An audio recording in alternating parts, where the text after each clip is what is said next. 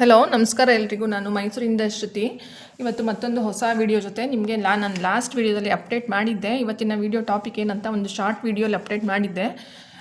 ನನಗೆ ಒಂದು ಲಾಸ್ಟ್ ವಿಡಿಯೋದಲ್ಲಿ ಈ ಸೀರೆನ ಇಟ್ಕೊಂಡು ನಾನು ಒಂದು ವಿಡಿಯೋ ಮಾಡಿದ್ದೆ. ನೋಡಿದವ್ರಿಗೆ ಗೊತ್ತಿರುತ್ತೆ. ಆವಾಗ ಅಲ್ಲಿ ಕಮೆಂಟ್ ಸೆಕ್ಷನಲ್ಲಿ ಒಬ್ಬರು ಕಮೆಂಟ್ ಮಾಡಿದರು, ಈ ಸೀರೆಗೆ ನೀವು ಎಷ್ಟು ಪ್ರೈಸ್ ಕೊಟ್ಟಿದ್ದೀರಾ ಅಂತ. ಇದು ನನ್ನ ಸೀರೆ ಅಲ್ಲ, ನನ್ನ ರಿಲೇಟಿವ್ ಸೀರೆ.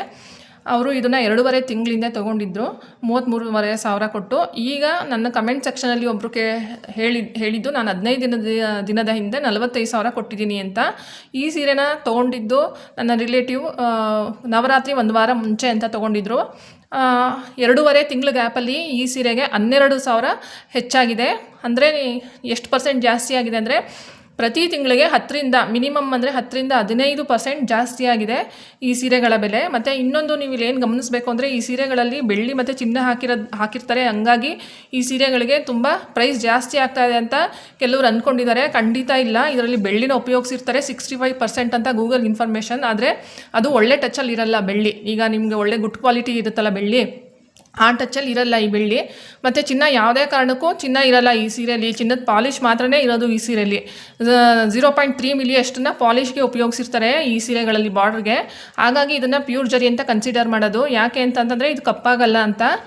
ಅದನ್ನು ತುಂಬ ಜನಕ್ಕೆ ಗೊತ್ತೇ ಇಲ್ಲ. ಚಿನ್ನದ ಜರಿ ಇರುತ್ತೆ ಅಂತ ತುಂಬ ಜನ ಅಂದ್ಕೊಂಡಿದ್ದಾರೆ ಈ ಸೀರೆಗಳಲ್ಲಿ.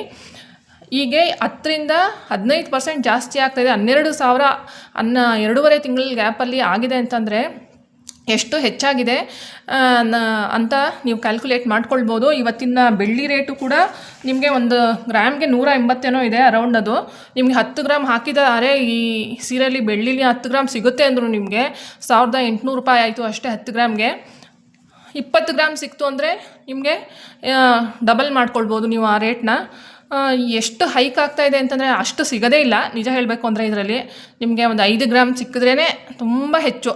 ನಿಮಗೆ ಕರಗಿಸಿರೋರಿಗೆ ಗೊತ್ತಿರುತ್ತೆ, ಈ ಸೀರೆನ ಕರಗಿಸಿ ನೋಡಿರೋರಿಗೆ, ಹಳೆ ಸೀರೆಗಳನ್ನ ಕರಗಿಸಿರೋರಿಗೆ ಗೊತ್ತಿರುತ್ತೆ ಇದ್ರ ಬಗ್ಗೆ ಇನ್ಫಾರ್ಮೇಷನ್ನು. ಈ ಥರ ತುಂಬ ವಿಚಾರಗಳಿದೆ. ಬಗೆದಷ್ಟು ಸತ್ಯಗಳು ಗೊತ್ತಾಗುತ್ತೆ ಅಂತ ಹೇಳ್ತಾರಲ್ಲ, ಹೆಚ್ಚಿನ ಸತ್ಯಗಳು ಹೊರಗೆ ಬರ್ತಾ ಇರುತ್ತೆ ಅಂತ. ಮತ್ತು